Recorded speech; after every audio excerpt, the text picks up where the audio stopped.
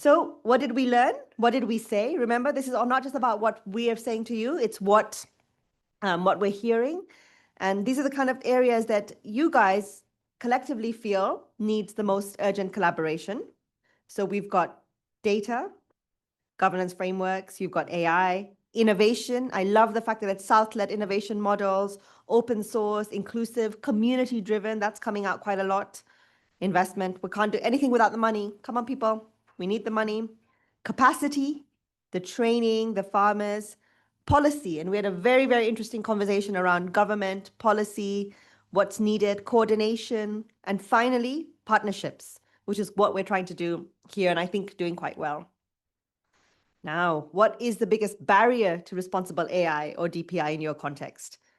What is the big word that keeps coming out? The ones that are the biggest are the ones people have said, and the one that just runs here is obviously trust. Trust comes out a lot, but there's a lot of other points that are coming out: infrastructure, access, governance, data.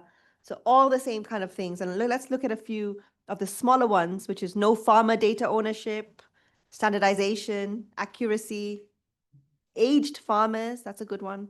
So lots and lots, political awareness. So these are the kind of barriers that together, collectively, we have identified. Now, what else did we learn in terms of perception and readiness? How are we feeling? Can we explain it? Do we believe it? Do we understand it? There's a good mix. Good mix. So key takeaways: 77 mentions of the word data.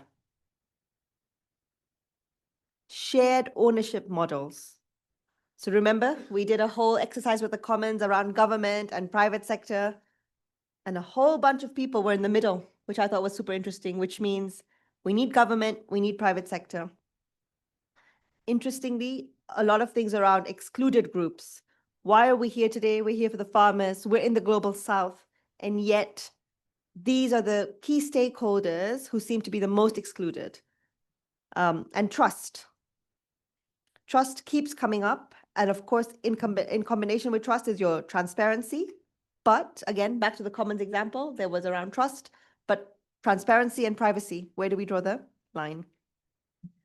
Day one. So what did we say? What do we need to do? What is our call for collective action?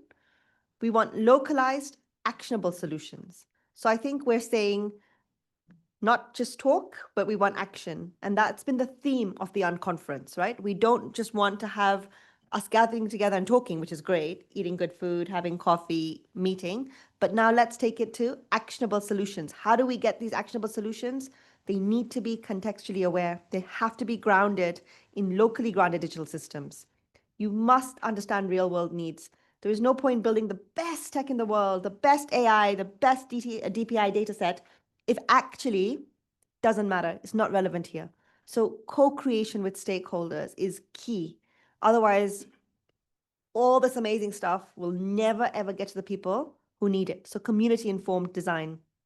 Back to trust and transparency.